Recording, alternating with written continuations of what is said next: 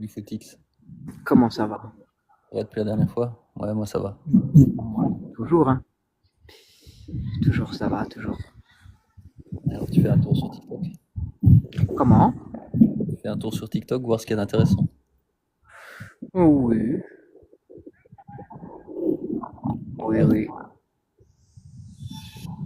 tu cherches quoi en particulier? Non, je viens de lancer la TikTok et c'est la première personne sur qui je suis tombé. Je suis Ouais, dehors, je prends l'air. et j'étais directement alpagué. Ouais. Il n'y a personne aujourd'hui sur ton live. Aucun like. Non, rien du tout.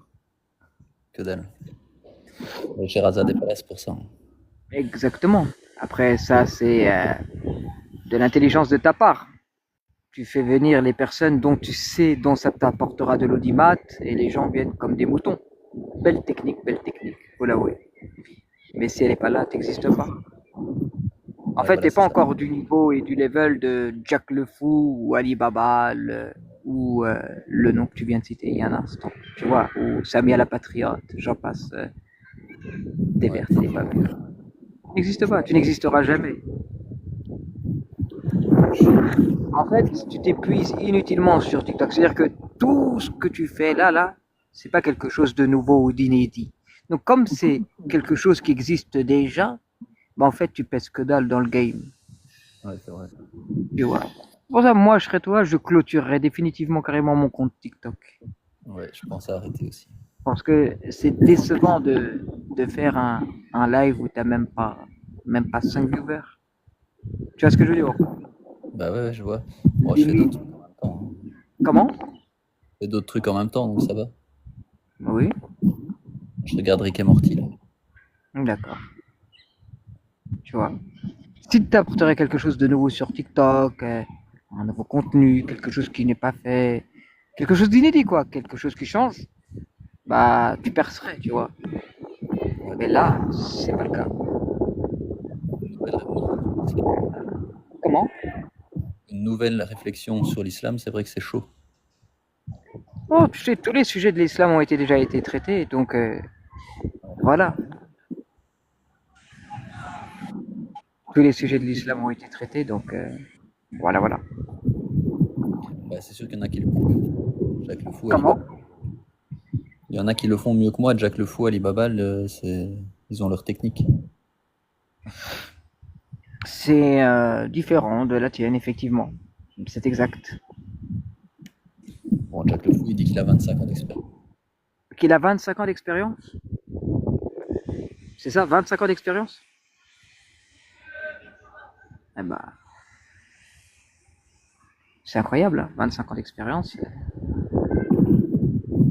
C'est c'est l'âge que j'ai quasiment.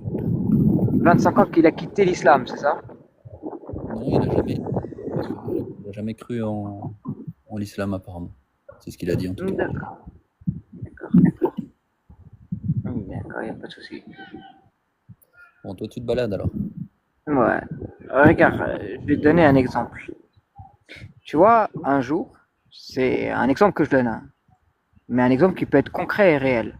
Un jour, tu rencontres une femme, elle te plaît et tu commences à avoir des sentiments d'amour envers elle. Vous décidez de vous marier et vous vivez ensemble avec des hauts et des bas. Parce que la vie n'est pas toujours rose, mais ensemble, dans la facilité et la difficulté, dans les moments faciles et d'épreuves, vous êtes toujours là et vous arrivez à soulever des montagnes. Tu l'aimes, tu vois. Et tu es heureux, tu es content d'être à ses côtés. Tu penses à elle, au point que tu as mis t'as mis sa photo t'as mis sa photo sur ton téléphone en fond d'écran. Et souvent, tu regardes des photos d'elle pour te booster, en fait, pour t'énergiser. Ouais. Et puis, un jour, tu l'aimes plus et tu décides de la quitter. Vous vous séparez. Et tu vois que c'est petit à petit, au fur et à mesure du temps, que l'amour vis-à-vis de cette personne-là diminue, tu l'aimes de moins en moins et au final, bah, tu vas complètement la quitter, tu vois. Comme je dis, hein, ça se fait pas d'un coup, du jour au lendemain, mais ça va se faire progressivement. Et tu la quittes. Tu vas la quitter. Comment? Triste. Tu vas la quitter. C'est triste. Ainsi est la vie. Mais la vie ne s'arrête pas là. C'est-à-dire que la vie continue. Peut-être que demain, tu rencontreras une nouvelle personne et ça sera l'histoire d'une nouvelle aventure. Peut-être, je dis bien même peut-être, une meilleure aventure pour toi, une aventure différente. Maintenant, toi, tu es avec cette femme-là, tu l'aimes et tu l'aimes même plus que l'ancienne. Et tu es encore plus heureux qu'avec l'ancienne et plus épanoui qu'avec l'ancienne. Et quand tu es avec cette nouvelle femme, donc ta nouvelle épouse, t'arrêtes pas de lui dire oui, mon ex faisait les pâtes comme ça, tu sais. Mon ex, elle faisait le ménage de cette façon. Tu sais, mon ex, elle était comme ceci, mon ex, elle était comme cela. Cette femme-là, elle va te dire, mais pourquoi tu me parles tout le temps de ton ex? Oublie ton ex, passe à autre chose. Elle sera même capable de te quitter parce qu'elle va voir que tu fais du fanatisme, elle t'a brisé le cœur, t'arrives pas à tourner la page, qu'est-ce qui se passe? Pourquoi tu vis dans le passé comme ça? Tu vois, un apostat, un Moltad, a décidé de quitter l'islam, moi je connais des gens qui ont quitté l'islam, ils sont passés à autre chose, tu les vois, ils vivent leur vie de manière normale, simple, même ce sont des personnes discrètes, et tu les vois pas dans la rue à crier j'ai quitté l'islam. Si vous êtes apostat comme moi, levez la main. Si vous êtes musulman sunnite, faites un signe 2 avec les doigts. Tu vois ce que je veux dire ou pas? Ça n'existe pas dans la vraie vie. Parce qu'il y a le monde virtuel et il y a la vraie vie, tu vois? La vraie vie. Et moi, ce que j'ai pu constater, c'est que la vraie vie n'est pas du tout comme le monde d'Internet, le monde de TikTok, le monde où tu es protégé derrière un écran, où ta langue est déliée. Parce que souvent, et c'est la réalité, c'est que les gens qui critiquent l'islam, qui n'aiment pas l'islam, et je vais employer ce terme-là d'islamophobe, bah, quand tu regardes leur vie, bah, c'est des gens qui ont des vies pitoyables, minables, d'une tristesse. Tu vois ce que je veux te dire ou pas? C'est des ratés de la société, des moins que rien. Et franchement, bah, c'est des gens qui vivent souvent du RSA et qui ont des chats chez eux. Tu vois, par exemple, je pense à ton ami Kézus, tout ça, tu vois. C'est triste, hein, mais c'est comme ça, c'est la vie. Tu vois, que tu quittes l'islam, c'est ton choix. Là, je parle des apostats. Tu quittes l'islam, c'est bien. Mais maintenant, fais ta vie, pense à toi. En fait, moi, je pense que la personne, elle devrait se concentrer, elle devrait se concentrer sur sa vie, en fait, et ne pas regarder la vie de un tel ou d'un tel. Qu'est-ce que tu en as à foutre de la vie d'un tel?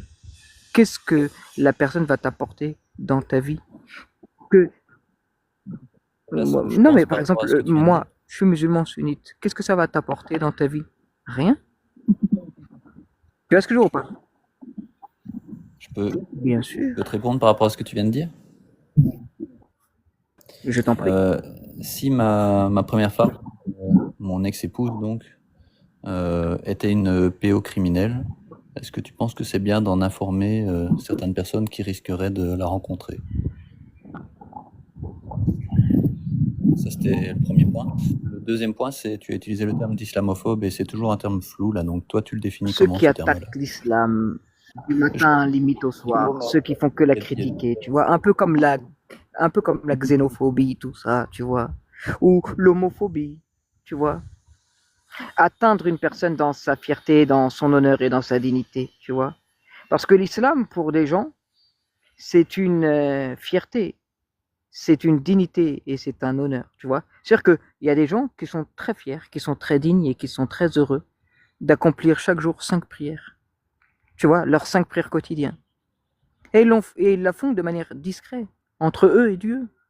Ils la font dans leur salon, dans leur chambre ou à la mosquée, tu vois. Ils ont le droit. Comme un chrétien, par exemple, quand il fait la prière, un chrétien, quand il fait la prière, c'est son droit. Un juif aussi a le droit de faire sa prière. Ok. Est-ce que tu discrimines le croyant de la croyance quand tu utilises le terme islamophobe ou pas? C'est-à-dire, développe plus ton raisonnement. Par exemple, tu dirais musulmanophobe pour quelqu'un qui n'aimerait pas les musulmans en tant que musulman, en tant que personne, et tu dirais islamophobe Je n'ai pour jamais quelqu'un entendu le terme de l'islam ou le dogme. islamophobe, je n'ai jamais entendu ça. Parce que J'ai pas moi, compris. je n'ai Jamais jamais entendu. entendu, je n'ai jamais entendu le terme islam, islamophobe, j'ai déjà entendu, mais muslamophobe, je ne l'ai jamais entendu. Parce que moi, Mus- qui vis avec les musulmans, je les vois comment ils se comportent dans la vie de tous les jours. Euh, ils, ils sont citoyens français avant tout. Ils vivent comme tout le monde. Ce sont d'excellents citoyens qui respectent chaque personne, chaque individu. Et ça est le plus important. C'est-à-dire que par exemple, quand moi je travaille, j'ai un travail, j'ai des collègues de toutes les confessions. J'ai des collègues chrétiens, j'ai des collègues musulmans et j'ai des collègues athées. Nous sommes des êtres humains égaux. Nous travaillons dans le même domaine. Je ne vais pas dire dans quel domaine je travaille, là n'a pas d'importance. Mais quand on travaille, nous formons une équipe. On est là pour se compléter et pour promouvoir, entre guillemets, la société dans laquelle nous travaillons. Et maintenant, par exemple, bien sûr qu'il y aura des personnes avec qui tu auras plus d'affinité. Ainsi est même la vie. Hein. Tu as des personnes avec qui tu auras plus d'affinité. Où vous allez parler de choses qui vont vous unir. Par exemple, moi qui suis passionné de football, d'où mon pseudonyme FootXDD, bah, je vais parler de football. Et je vais demander, par exemple, à mes collègues qui aiment le foot, qu'est-ce que tu penses de la Ligue des Champions? Penses-tu que le Paris Saint-Germain, cette année, gagnera la Ligue des Champions? Tu vois, je vais parler de choses qui vont nous unir, en fait, tu vois. On va toujours parler de choses qui vont nous unir. Ok.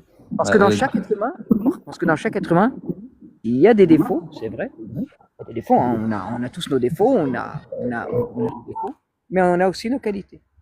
Et moi, ce qui m'intéresse chez la personne adverse, chez mon prochain, c'est ses qualités. Ni plus ni moins. C'est ça qui m'intéresse, les qualités de la personne. Voilà. Je te laisse parler. Je vois que tu t'es. oui, oui, du bruit à côté de moi. Euh, déjà, le terme islamophobie ou musulmanophobie, il y a le terme phobie, c'est une peur irrationnelle. Donc déjà, moi, ça me convient pas. Parce que je trouve pas que critiquer les textes de l'islam sunnite, ce soit irrationnel. Il me semble qu'il y a plein de choses nocives là-dedans, et que c'est pas irrationnel de les critiquer. Donc vraiment, c'est un terme qui me paraît inadéquat et utilisé politiquement à mauvais escient. Pour ce qui est de mon ex-femme pédocriminelle, du coup, qu'est-ce que tu en penses? Tu peux répéter ta question si ta femme aurait été une. Oui, Si ta femme aurait été si une. dans, Oui, dans l'exemple que tu avais donné là, oui. si Donc, ta femme avait été pédocriminelle, du coup, est-ce que tu penses que c'est intéressant de prévenir les personnes ou les enfants qu'elle va côtoyer? non, tu dois la dénoncer aux autorités, c'est-à-dire à la police, bien évidemment. Faire ton devoir, bien évidemment. La dénoncer à la police, ça c'est une certitude. Ça, c'est une certitude. Tu comprends ce que je veux dire?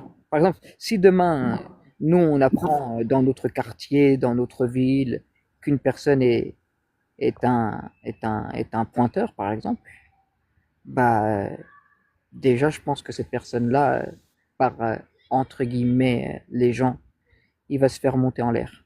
Il va se faire taper, il va se faire tabasser. Les gens, peu importe d'où qu'ils viennent, que ce soit des gens de cité ou de la haute bourgeoiserie, peu importe. Les gens n'aiment pas les pointeurs. Même en prison, ils vont même pas en promenade, tellement qu'ils savent qu'ils vont se faire peut-être pragmatiser dans le vrai sens du terme.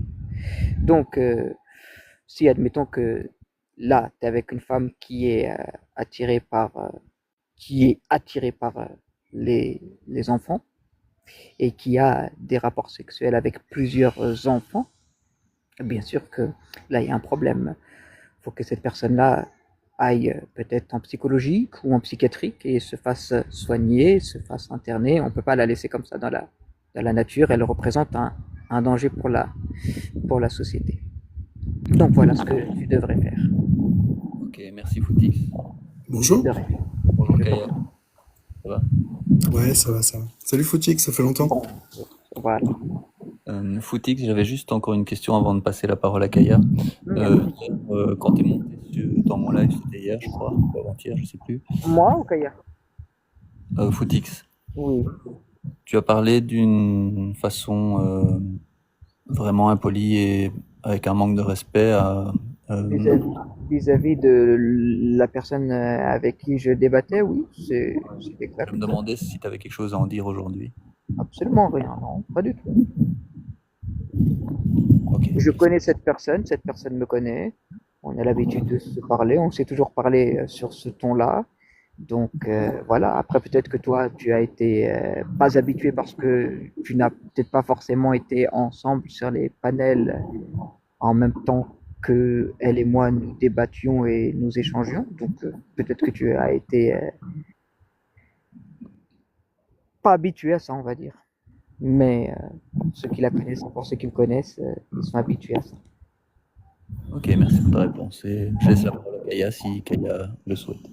Ouais, bah, j'espère que vous allez bien.